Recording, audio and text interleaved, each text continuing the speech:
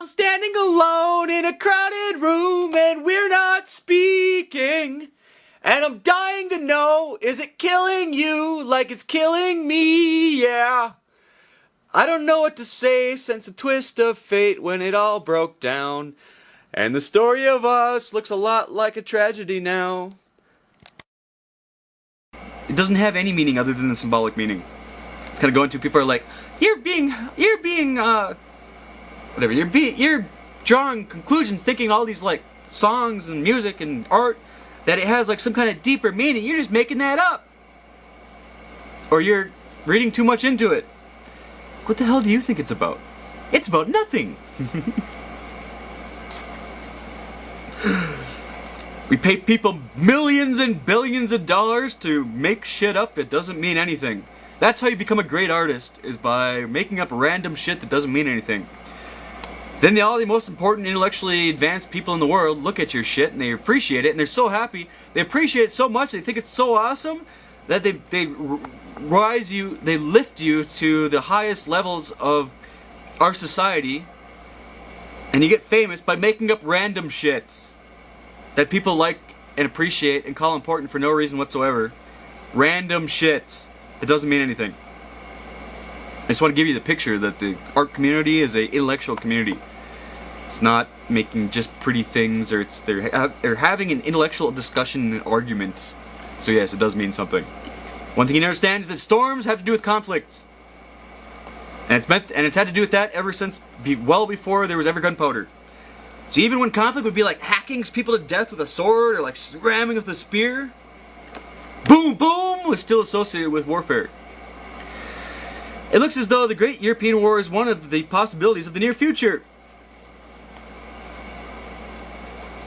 Predicting that Europe is going to have a war soon, that's not really like rocket science.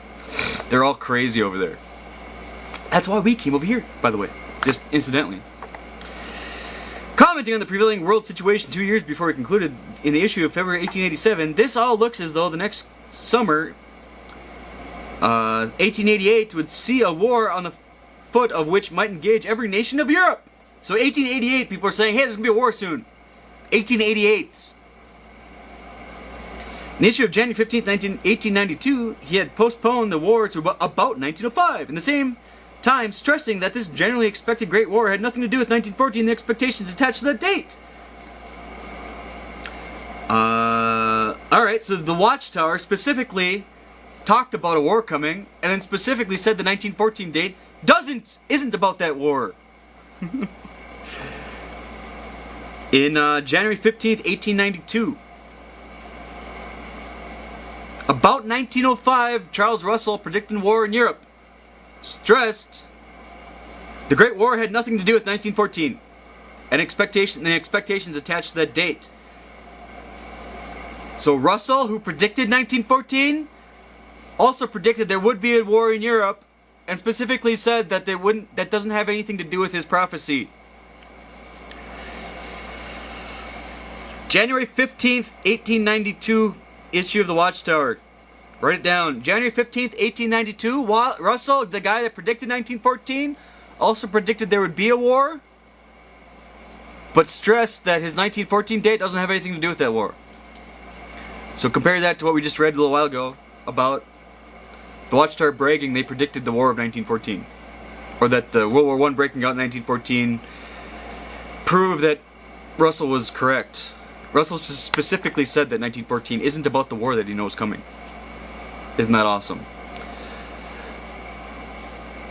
So it's lying.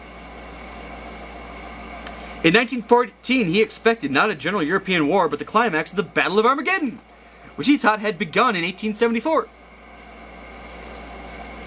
When all the nations on earth would be crushed and replaced by the kingdom of God. He wrote, the daily papers and the weeklies and the monthlies, religious and secular, are continually discussing the prospects of war in Europe. They note the grievances and ambitions of the various nations and predict war is inevitable at no distant day, and may begin at any moment. Begin between some great powers, and that the prospects are that it will eventually involve them all. Everybody thought so. That's why, like, World War I happened. World War I happened. You need to understand. World War I happened because everybody thought that World War I would happen. That's how some crazy ass in some little piece of shit country that nobody cares about getting assassinated triggered the war, is that everybody thought the war was going to come anyways. That's why they're building their armies. Like when the Cold War, we were building nuclear missiles. We weren't building nuclear missiles to fend off the Soviet Union because we expected that we wouldn't be in a nuclear war with the Soviet Union. We built nuclear missiles. We had an arms race with the Soviet Union because we expected there would be a nuclear war. That's why. And whatever. Other than the fact that we could believe the Russians weren't so crazy as to want to bring about the end of the world, like living in Russia really sucked, right? So whatever. You get things like whatever, playing Russian roulette has the name Russian on it. But even still, they weren't so crazy that they wanted to kill everybody on Earth and end life on Earth. So that's really the only way that we avoided World War III, is we gradually became comfortable with the concept that neither one of us want to end the world, so we can actually believe that we won't have World War III. Otherwise, we definitely have to have World War III eventually, because after competing and expecting, it just gotta happen at some point, because one way or another, it's gotta, the tension has to... If you can't trust the other side's not going to attack you, you're screwed. You're inevitably going to have some kind of conflict. It has to come to an end somehow. The lead up to World War I was like that. And that was the norm for Europe. So you could take it for granted that somebody was going to try to take over Europe, like Napoleon or whatever. That's the way the whole world worked back then. Notwithstanding these predictions, the good reasons which many see for making them, we do not share them. That is, we do not think that the prospects of a general European war are so marked as to be commonly supposed. So Russell is talking about how he doesn't think there necessarily is going to be a war. Even should a war, and they usually say both things. If you go through, like, they take both sides, even the Watchtower today, they take both sides of every topic. I saw a convention where they were talking about how some people think that we evolved from monkeys for no reason at all. Other people take a creationist perspective. So, but creationists and evolutionists have it wrong. We're right. Like, they literally called creationism stupid and they called evolution stupid, and just asserted that they're they're the correct ones. They'll take both sides of everything. They'll criticize everything about everybody, and then you can always point at... There is no... It's so fuzzy that you can't knock it down, really. So here, he's talking about how, oh, there's probably going to be a war, there's probably not going to be a war. Russell predicted 1914 World War I would happen. Russell himself saying that I'm predicting something big's going to happen in 1914, but it's not going to be a war.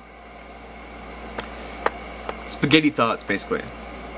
The ever-darkening war cloud will burst in all its destructive fury. This culmination we do not expect, however, before about 1905. As the evidence predicted will require that, about that time, notwithstanding the rapid progress in these directions not possible. The generally expected Great War finally came in 1914, but probably none, and in any case, not Charles Taze Russell and his followers had predicted that would come that year. The very different events that he and his associates, the Bible students, had attached that date did not occur. That being Jesus returning. Unless you believe he came invisibly, in which case, yeah, Jesus came back and smoked some crack and picked the Watchtower. If you think he came invisibly, you might as well believe that too, because you're nuts.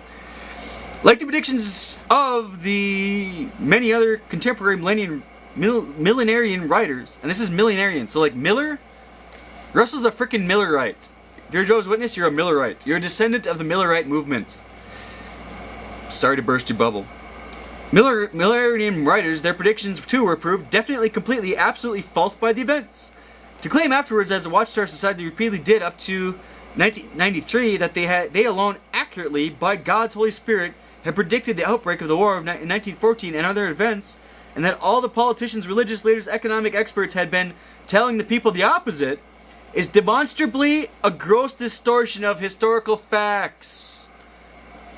George Orwell, 1984, he who controls the past controls the future. The Watchtower is not the first to know that.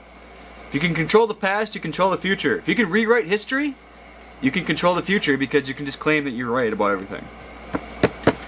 If you have to deal with the real history, then it becomes really hard to prove to everybody that you're right about anything.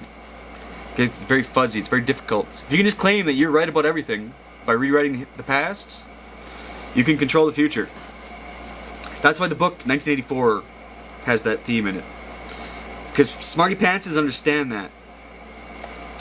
Like me, for instance. As explained earlier, some of these... This is why the Watchtower taps into like everything I care about. It's a classical totalitarian state, and I like breaking those. Some of the pretentious claims were finally in 1993 withdrawn in the new book, Jehovah's Witnesses, Proclaimers of God's Kingdom. Partly because this book was written. Like the Proclaimers book was written to like defend against crisis of conscience in this book. They won't admit that, but that's what they did. They tried to cover up and explain things they couldn't cover up and explain after these two books came out. That's why they don't want you to read these books. They rewrote history again when this book and Crisis of Conscience came out. That's why the Proclaimers book exists. Stuff they can't cover up, they had to rewrite, they had to re-describe, re-explain it somehow that they could defend. The book was introduced at the district assemblies of Jehovah's Witnesses that year as a candid look at the history movement. They pretended like they had a mea culpa. They pretended to admit having skeletons in their closet. The admissions, however, usually were contextually surrounded by a minimum of background information, which, moreover, is so apologetically slanted and warped it often conceals more than it reveals. True, the Society finally admits that Russell's book took over his calculation, The Gentile Times, from Nelson H. Barber. They were forced to admit that because this guy and Ray Franz wrote about it, and they couldn't deny it because it's documented. Who had published it 1 year before Russell in the August, September, and October 1875 issues of Herald of the Morning. In the preceding paragraph, the book even seeks to enlist the 19th century expositors of the 2,520-year calculation as supporting the 1914 date. This impression is further enhanced by the bold type statement that left of the paragraph. They could see that 1914 was clearly marked by Bible prophecy. The presentation of the history, however, is narrowly limited to a few carefully selected expositors, calculations of whom are partially obscured, adjusted in arranged so as to create the impression that the 2,520-year calculation uniquely pointed forward to 1914. We just found out that lots of people use that number. None of them pointed at 1914, or a few of them did. None of the many other terminal dates arrived by expositors before Russell are mentioned.